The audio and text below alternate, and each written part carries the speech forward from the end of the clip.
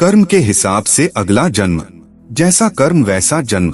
गरुड़ पुराण के अनुसार हर जीव का पुनर्जन्म होता है, यानी वह फिर से जन्म लेता है। नमस्कार मित्रों, आप श्री कृष्ण के भक्त हैं तो कमेंट बॉक्स में लिख दीजिए जय श्री कृष्णा। गरुड़ पुराण के मुताबिक मृत्यु के बाद मनुष्य को कौन सा जन्म मिलेगा, यह उसके कर्म पूर्व जन्म के कर्मों पर निर्भर करता है। अगले और पिछले जन्म के बारे में जानने की उत्सुकता अधिकांश लोगों में होती है। अगले जन्म को लेकर लोगों के मन में जिज्ञासा होती है कि वे मनुष्य बनेंगे या पशु या फिर कीड़े मकोड़े, यदि इंसान बनेंगे। कई लोगों के मन में यह भी सवाल आता है, महिला के रूप में जन्म लेंगे या पुरुष के रूप में। हिंदू धर्म में ऐसा उल्लेख मिलता है कि जो इंसान जन्म लेता है उसकी मृत्यु अवश्य होती है। परंतु क्या आप जानते हैं कि मनुष्य मरने के बाद कौन सी योनि में जन्म लेता है? गरुड़ पुराण हिंदू धर्म के महापुराणों में से एक है। इसमें जन्म, मृत्यु और मृत्यु के बाद की घटनाओं का विस्तार पूर्वक वर्णन मिलता है। इस पुराण में ऐसी कई बातें बताई गई हैं जिन्हें अपनाने से व्यक्ति अपने जीवन की स्थिति सुधार सकता है।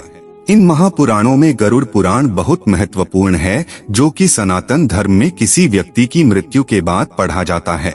गरुड़ पुराण में भगवान विष्णु और गरुड़ पक्षी के बीच बातचीत को बताया गया है। साथ ही इसमें व्यक्ति के चरित्र के बारे में भी बताया गया है। ईश्वर की दृष्टि में जो अच्छे कर्म यानी आपके काम होते हैं उसे पुण्य कहा जाता है, और जो बुरे कर्म होते हैं उन्हें पाप कहा जाता है।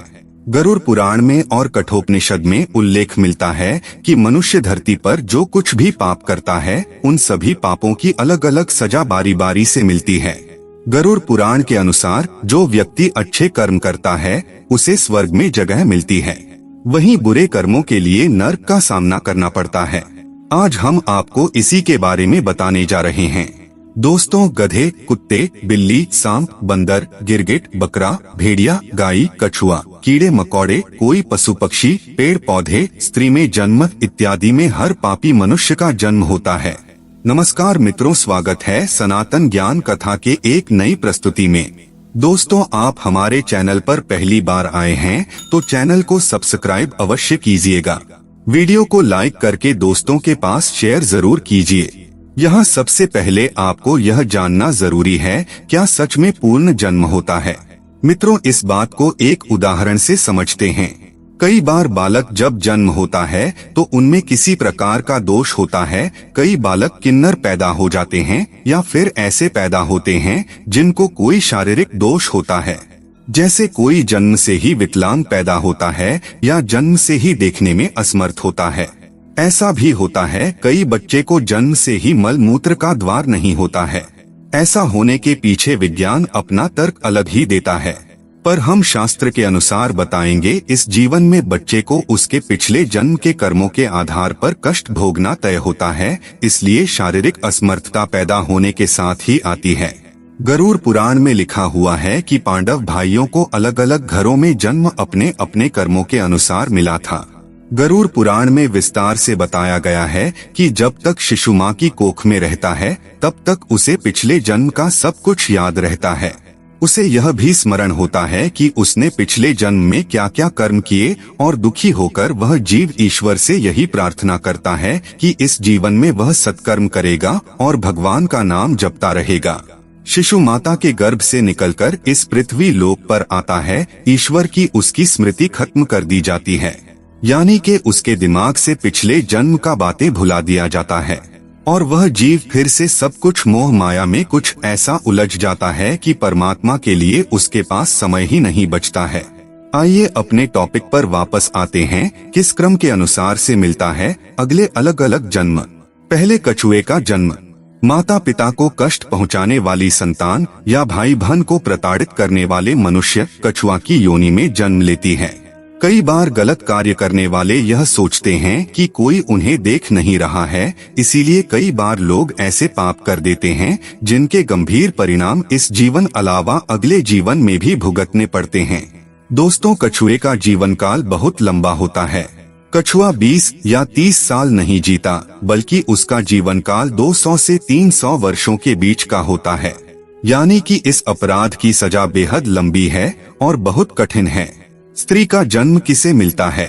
गरुड़ पुराण के अनुसार जब आत्मा को नया जन्म मिलता है तो जन्म पुरुष का हो या स्त्री का, आत्मा को उस शरीर के अनुरूप व्यवहार में ढलकर अपना कर्म करना होता है। शरीर के जरिए कर्म करके ही एक आत्मा अपने जन्म के उद्देश्य को सार्थक भी बना सकती है और निरर्थक भी। अच्छे कर्म करके आत्मा मुक्ति के मार्ग की ओर अग्रसर हो सकती है और बुरे कर्म करके अपनी स्थिति को भविष्य में बदतर बना सकती है। यदि कोई पुरुष महिलाओं वाला आचरण करता है, स्वभाव में महिलाओं वाली आदतें ले आता है, तो ऐसे पुरुषों को अगले जन्म में स्त्री का रूप मिलता है। बंदर की योनि। इस जन्म में मनुष्य योनि मिलने का अर्थ यह नहीं है कि अगला जन्म भी इसी योनि में मिलेगा, क्योंकि जीवन मरण और अगला जन्म सब कुछ कर्मों के आधार पर ही तय होता है। व्यक्ति जन्म लेता है जो अपने मालिक का विश्वसनीय होकर अपने मालिक का विश्वास तोड़ देता है, जिसका सामान्य जीवन काल 20 वर्ष का होता है। दोस्तों, धर्म ग्रंथों में इसके पीछे का कारण कर्म फल दोष बताया गया है। गरुड़ पुराण में मनुष्य के हर कर्म का लिखा जोखा दिया गया है, जो कि केवल उसके पाप पुण्य का निर्धारण करते हैं, बल्कि मरने के बाद मिलने वाली सजा और अगले जन्म की योनि के बारे में भी बताते हैं। जो व्यक्ति लूटपाट, जानवरों का सताना और शिकार करके अपने परिवार का पालन पोषण करता है, उसे अगले जन्म में किसी कसाई के हाथों मृत्यु प्राप्त होती है, यानी वह जानवर का जन्म लेता है। गरुड़ पुराण के मुताबिक जो व्यक्ति मृत्यु के समय भगवान का नाम लेता है तो भगवान उसकी मुक्ति का मार्ग खोल देते हैं। यही वजह है कि शास्त्रों में मरते समय राम नाम लेना महत्वपूर्ण बताया गया है। अगला है गधे का जन्म कौन भोगता है। अब यहाँ आता है कर्म फल सिद्धांत। दोस्तों, गरुड़ पुराण के अनुसार अपने सच्चे मित्र का अपमान करने वाला गधे की योनि भोगता है। गधे का जीवन काल 25 से 30 वर्षों का होता है। अगर आपका पाप क्षमा के योग्य रहा होगा तो कर्म फल सिद्धांत के अनुसार आप गधे की योनि से जल्दी ही मुक्त होकर एक साधारण मृत्यु को प्राप्त हो जाएंगे। कुत्ते के जन्म किसको मिलता है। गरुड़ पुराण में जीव के द्वारा किए जाने वाले कई तरह के पापों और उन पापों के निमित्त जो भी सजा दी जाती हैं, उसके बारे में भगवान विष्णु ने विस्तार से बताया है। धर्म का अपमान करने वाले, पूजा पाठ न करने वाले, जो व्यक्ति धर्म, वेद, पुराण जैसे धार्मिक ग्रंथों का अपमान करता है, हमेशा धर्म का विरोध करता है, ईश्वर के प्रति श्रद्धा भाव नहीं रखता, गरुड़ पुराण के अनुसार ऐसे लोगों का अगला जन्म श्रान यानी कुत्ते के रूप में होता है। कीड़े मकोड़े की योनि। दूसरों की निंदा करने वाला, बुरा बर्ताव करने वाला कीड़े मकोड़े के रूप में ही जन्म लेता है। यह एक ऐसी योनि है जिसमें आप कितने भी प्रतिभाशाली हो, आपने कितना भी हुनर क्यों ना हो, आपको सम्मान कभी नहीं मिलता। उदाहरण के लिए एक चींटी को ही ले लीजिए, नीचे गिरती है, फिर चलती है और मंजिल तक पहुँचे है। हम सबको इस धरती पर अलग अलग योनियों में तब तक जन्म लेना पड़ता है जब तक कि हमको मोक्ष की प्राप्ति नहीं हो जाती। जो व्यक्ति अपनों से लिया हुआ धन वापस नहीं करता या उनसे धन अर्जित करता है, मकोड़े की योनि में जन्म लेता है। योनियों का जीवन काल कितना लंबा होगा वह व्यक्ति के कर्म फल पर निर्भर करता है। छछूंदर का जन्म किसे मिलता है। जो व्यक्ति किसी चीज को चोरी करता है वह तोता बनता है। वही सुगंधित पदार्थ की चोरी करने वाला व्यक्ति छछूंदर के रूप में जन्म लेता है। किंतु यदि अपराध चोरी से बड़ा हो तो और भी कष्टदायी योनि प्राप्त होती है। किन लोगों का होता है उल्लू में पुनर्जन्म। अपनी चालाकी के चलते जो लोग दूसरों को मूर्ख बनाकर ठगी करते हैं और उनका लाभ उठा लेते हैं या काम निकलवा लेते हैं, ऐसे लोगों को मृत्यु के बाद नरक में स्थान मिलता है। साथ ही ऐसे लोग अगले जन्म में उल्लू के रूप में जन्म लेते हैं। जो व्यक्ति पराई स्त्री से संबंध बनाता है उसे कौन सा योनि भोगना पड़ता है। जो व्यक्ति पराई स्त्री से संबंध बनाता है उसे नरक में जाना पड़ता है। गरुड़ पुराण के अनुसार ऐसे पुरुष को वहाँ उसे कई कष्ट भोगने पड़ते हैं और इसके बाद उसे अलग अलग योनियों में एक के बाद एक कई जन्म लेने पड़ते हैं। वह सबसे पहले भेड़िया बनता है, फिर एक कुत्ते के रूप में जन्म लेता है, उसके बाद सियार, फिर गिद्ध, फिर शाम, फिर कौवा और अंत में बगुला बनता है। इन सब योनियों के कष्ट उसे फिर से मनुष्य करने की प्राप्ति होती है। ऐसी शादीशुदा महिला जो किसी गैर मर्द के साथ संबंध बनाती है उसे नरक की यातनाएं भोगनी पड़ती है और ऐसी महिला अगले जन्म में छिपकली, सांप या फिर चमगादड़ के रूप में जन्म लेती हैं। लेकिन जो व्यक्ति किसी स्त्री के साथ जबरदस्ती संबंध बनाता है उसे तो नर्क भोगने और कई योनियों में जन्म लेने के बाद मनुष्य योनि में किन्नर के रूप में जन्म मिलता है। फजुल के गाली गलौज करने वाले को कौन सा योनि मिलता है। दोस्तों, माना जाता है कि कंठ में माँ सरस्वती वास करती हैं। इसलिए जिन लोगों की वाणी में मधुरता नहीं होती और जो दूसरों को बुरा भला कहते हैं या हमेशा गाली गलौज करते हैं, गरुड़ पुराण के अनुसार उनका अगले जन्म बकरे के रूप में होता है। जो मनुष्य स्त्री की हत्या, गर्भपात या गाय की हत्या करता है वह अगले जन्म में मूर्ख और कुबड़ा बनकर जन्म लेता है। गरुड़ पुराण के मुताबिक जो व्यक्ति मृत्यु के समय भगवान का नाम लेता है तो भगवान उस व्यक्ति के लिए मुक्ति का मार्ग खोल देते हैं। यही कारण है कि शास्त्रों में मरते समय राम का नाम लेना महत्वपूर्ण माना गया है। गरुड़ पुराण में बताया गया है कि जो व्यक्ति अपने बड़े भाई का अपमान करता है, समाज के सामने उसे लज्जित करता है, अगले जन्म में वह व्यक्ति कौन नामक पक्षी के रूप में जन्म लेता है। इस योनि में उसे 10 वर्षों तक का कष्ट भोगना पड़ता है, उसके बाद ही उसे मनुष्य योनि प्राप्त होती है। गरुड़ पुराण के अनुसार दूसरों के लिए अच्छा सोचने वाला, धर्म को मानने वाला, धार्मिक गमे विश्वास रखने वाला, पशुओं से प्रेम रखने वाला, माता पिता का आदर सम्मान करने वाला, अपने गुरु के द्वारा बताए गए मार्ग पर चलने वाली जीव आत्मा स्वर्ग में जाती है और अपने लिए मोक्ष के दरवाजे खोल लेती है। मांस खाने वाले, गरुड़ पुराण के अनुसार मांस खाने वाले व्यक्ति को अगले जन्म में अंगों से संबंधित समस्या होती है। मदिरा या शराब पीने वाले के दांत काले होते हैं और जीभ के स्वाद के कारण न खाने वाली चीजों को खा लेने वाला ब्राह्मण जलोदरी, पेट में पानी भर जाने की बीमारी के चलते पेट फूलना बनता है।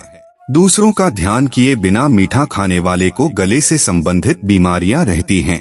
श्राद्ध के समय में अशुद्ध दान देने वाले लोगों को कुष्ठ रोग होता है। लेकिन दोस्तों, यह सारी बात सुनने के बाद आपके मन में एक प्रश्न अवश्य उठा होगा कि जब हम अपने पाप कर्मों के अनुसार नरक की सजा भोग लेते हैं तो पुनर्जन्म में सजा क्यों मिलती है, क्यों हमें मनुष्य जन्म नहीं मिलता है।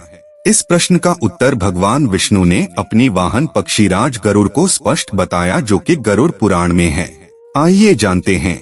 कई बार जीव आत्माओं के कर्म इतने बुरे होते हैं कि जीवात्मा को नरक में भोगनी पड़ती ही है, लेकिन अगले जन्म में भी इन कर्मों का बोझ ढोना पड़ता है। जैसे कि किसी महिला के साथ दुष्कर्म करने वाली पापी आत्मा अगले जन्म में किन्नर के रूप में पैदा होती है, जैसे आपने इस वीडियो में सुने हैं। इसे हमारे धर्म ग्रंथों में कर्म फल का सिद्धांत कहा गया है, यानी कि जैसी करनी वैसी ही भरनी। पाप बड़ा है तो सजा लंबी मिलेगी और अत्यंत दुखदायी भी होगी, और यदि पाप कर्म सामान्य है तो सजा भी कम होगी। दोस्तों, मनुष्य जन्म कितना दुर्लभ है आप जान ही गए होंगे। मनुष्य की योनि में जन्म लेना चाहते हैं या जीवन मृत्यु के इस कर्म चक्र से निकलना चाहते हैं तो इस जन्म में अच्छे कर्म और ईश्वर की भक्ति करें। अभी तो आप मनुष्य योनि में जन्म लिए हैं, इसे पीछे आपका किस योनि में जन्म हुआ था, आइए इस पर विस्तार से जान लेते हैं। जाति स्मरण के प्रयोग के लिए ध्यान को जारी रखते हुए आप जब भी बिस्तर पर सोने जाएं तब आंखें बंद करके उल्टे क्रम में अपनी दिनचर्या के घटनाक्रम को याद करें। जैसे सोने से पूर्व आप क्या कर रहे थे, फिर उससे पूर्व क्या कर रहे थे, और भी गहराई में जाएं और देखें उससे पूर्व आप क्या कर रहे थे। तब इस तरह की स्मृतियों को सुबह उठने तक ले जाएं। दिनचर्या का क्रम सतत जारी रखते हुए मेमोरी रिवर्स को बढ़ाते जाएं। ध्यान के साथ इस जाति स्मरण का अभ्यास जारी रखने से कुछ माह बाद जहां मेमोरी पावर बढ़ेगा, वहीं नए नए अनुभवों के साथ पिछले जन्म को जानने का द्वार भी खुलने लगेगा। मित्रों, यह साधना कठिन जरूर है, लेकिन योगाभ्यासी के लिए सरल है। सम्मोहन क्रिया से भी पिछला जन्म जाना जा सकता है। दोस्तों, अलग अलग धर्म के लोग अलग अलग तरीके से पिछले जन्म जानने की कोशिश करते हैं। मित्रों, हमारा आज का प्रस्तुति कैसा लगा कमेंट करके अवश्य बताइएगा।